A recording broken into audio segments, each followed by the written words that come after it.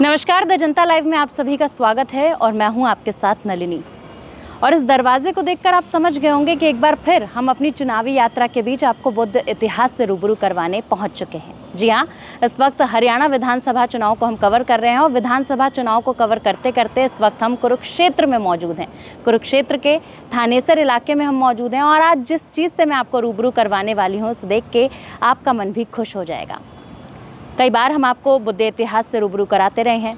कभी हम आपको पांडव लेनी दिखाए हैं, कभी हमने आपको लोनावला की लेनी दिखाई है, कभी पुणे, कभी मुंबई, कभी आंध्र प्रदेश, और इस बार बारी है हरियाणा की। तो चलिए शुरू करते हैं आज का सफ़र और आपको बुद्ध इतिहास से जुड़ी कई सारी बातों को बताएंगे, साथ ही साथ इस जगह से जुड़ी कई सारे तथ्यों को आपको बताएंगे। इस वक्त मैं थानेसर में मौजूद हूँ जहाँ एक बुद्ध स्तूप है।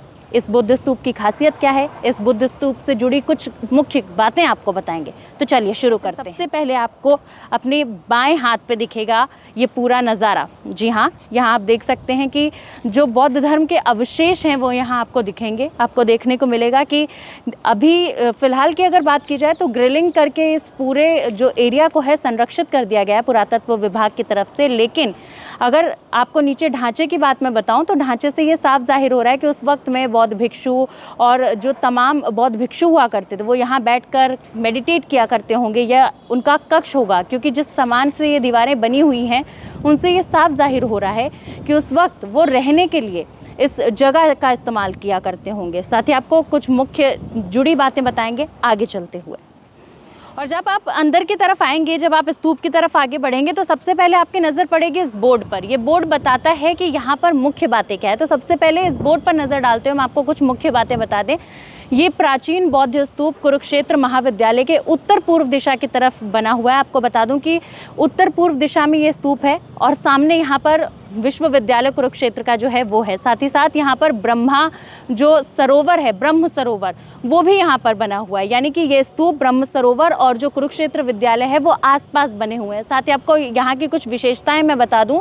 ये जो पूरा टीला है ये लगभग 3 एकड़ ज़मीन के ऊपर बना हुआ है। यानी कि ये पूरी जो जगह है ये लगभग 3 एकड़ ज़मीन में फैली हुई है। साथ ही साथ इसकी ऊंचाई आसपास की ज़मीन से लगभग 4 मीटर पुरातत्व अनुसंधान के दौरान यहाँ से पकी हुई ईंटों के 5 ढांचे बरामद हुए थे। अब तो वो ढांचे लगभग डैमेज हो चुके हैं, लेकिन आपको बता दूं कि लगभग 5 मंजिला ढांचे यहाँ पर बरामद हुए थे, क्योंकि अब इतना लंबा वक्त बीत गया और संरक्षण भी इस प्रकार से उसका नहीं किया गया, इसलिए वो ढांचे जो है अब टूट फूट गए हैं। अगली लाइन की अगर मैं बात करूं तो आपको बता दूं बाकी दोनों में से एक ढांचा गुप्त युग से संपर्क रखता है और दूसरे में 4 लगातार चरण हैं जो वर्धन काल से उत्तर मध्यकाल तक संबंधित हैं। यहाँ बड़े मैदान से एक विशाल दीवार मिली है जो राजा हर्ष के राज्यकाल से संबंध रखती है। जी हाँ, ये एक सबसे महत्वपूर्ण पॉइंट यहाँ दर्शाता है कि ये जो पूरा स्तूप है ये राजा हर्षवर्धन के समय काल का है। आपको बता दें कि राजा हर्षवर्धन भी बौद्ध धर्म को बहुत मानते थे, बौद्ध धर्म में उनकी आस्था थी। साथ ही आपको बता दूं कि ये दीवार पुराने कालों के प्रयुक्त ईंटों से निर्मित की गई है। यहाँ की ईंटों की अगर बात करें तो बेहद अलग ईंटें, अभी मैं आपको आगे चलते चलते दिखाऊंगी कि नारंगी रंग की ईंटें हैं और छोटी छोटी ईंटें, जो पुरातत्व विभाग ने भी ये कहा है कि वो पुराने ज़माने में, मतलब सैकड़ों हज़ारों साल पहले वो ईंटें पाई जाती थी। साथ ही आपको आखिरी लाइन में मैं बता दूं कि ये घिरा हुआ मैदान उस ढांचे से संबंध रखता है जिसे स्तूप के नाम से जाना जाता है। ये ढांचा 5 चरणों से निर्मित किया गया है। शुरुआत में मैंने आपको बताया कि यहाँ पे एक बौद्ध स्तूप है, बेहद खूबसूरत है, हालांकि उतने अच्छे से वो अभी संरक्षित नहीं है। सामने वो स्तूप के अवशेष आप देख सकते हैं और ये वही स्तूप है जहाँ पर तथागत गौतम बुद्ध भी आए थे। न केवल आए थे बल्कि लोगों को प्रवचन भी सुनाया था और अपने शिष्य आनंद के साथ आए थे। जैसा कि आप सब जानते हैं कि जहाँ जहाँ तथागत गौतम बुद्ध जाते थे वहाँ वहाँ सम्राट अशोक पहुँच जाते थे और वहाँ वहाँ जाकर वो बुद्ध स्तूपों का निर्माण करते थे। हुएंगसांग ने भी ये बात बताई है कि इस स्तूप का निर्माण कराने वाला कोई और नहीं बल्कि सम्राट अशोक है।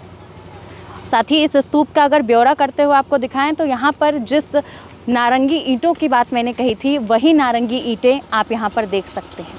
पैरेलल ना जुड़ी होकर ये एक दूसरे के ऊपर लगी हुई हैं, जो इसके आकार को काफ़ी अलग बनाता है। ये स्तूप उस वक्त में काफ़ी ऊंचा रहा होगा, काफ़ी फीट लंबा रहा होगा, क्योंकि अब कई वर्ष हो चुके हैं तो ये क्षतिग्रस्त हो गया है।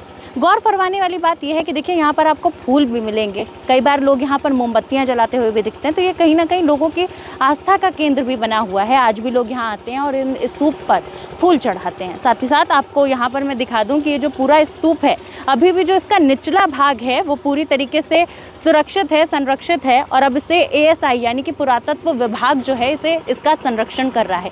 दूसरी ओर अगर मैं कैमरे में दिखाना चाहूँ तो आप देख सकते हैं कि पूरे में ये काफ़ी दूरी तक फैला हुआ है। इसकी ईंटों की अगर बात की जाए तो पुराने ज़माने का निर्माण यहाँ पर देखने को मिलता है।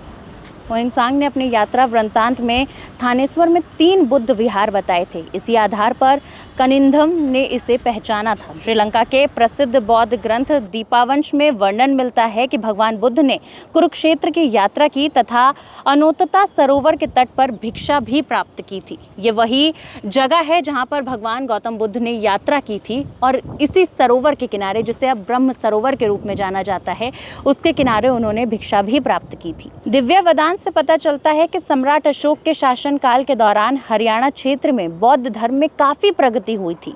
उस समय हिसार, करनाल, टोपरा, अग्रोहा, थानेसर, कैथल और भी जगहों पर बौद्ध धर्म के प्रमुख केंद्र माने गए थे। इसकी पुष्टि पुरातत्व स्रोतों से भी होती है।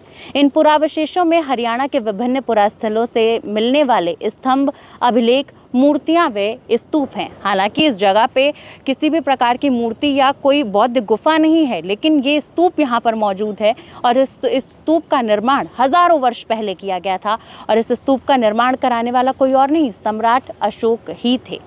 और जैसा कि आप सब जानते हैं कि बौद्ध धर्म में पीपल के पेड़ का बहुत महत्व होता है, और यहाँ इस स्तूप में भी हम आपको दिखा दें कि स्वयं से उभरता हुआ एक पीपल का पेड़ यहाँ देखने को मिल रहा है। आपको बता दें, पीपल का पेड़ ये वही पेड़ है जिसके नीचे तथागत गौतम बुद्ध को ज्ञान की प्राप्ति हुई थी। और जहाँ जहाँ बुद्ध धर्म से जुड़ा इतिहास है, बुद्ध लेनियाँ है, वहाँ वहाँ पीपल के आकार आपको ज़रूर देखने को मिलेगा। पीपल के आकार की चीज़ें आपको ज़रूर देखने को मिलेंगी। हरियाणा का जब भी जिक्र होता है तो कुरुक्षेत्र का नाम लिया जाता है। एक बड़ा पर्यटन स्थल माना जाता है कुरुक्षेत्र, लेकिन कुरुक्षेत्र को लोग सिर्फ महाभारत के नाम से जानते हैं। बहुत कम ही लोग जानते हैं कि हरियाणा में इतने बड़े स्तर पर बौद्ध धर्म के अवशेष हैं, और ये वही जगह है थानेसर जहाँ खुद तथागत गौतम बुद्ध आए थे। बहुत सारे लोग इस बात से रूबरू नहीं हैं, लेकिन हरियाणा में आज भी जब जब खुदाई होती है तो बौद्ध अवशेष प्राप्त होते हैं। फिलहाल के लिए इस वीडियो में मेरे साथ बस इतना ही। आगे भी चुनावी यात्रा के दौरान आपको बुद्ध धर्म से जुड़ी चीज़ों से रूबरू करवाते रहेंगे।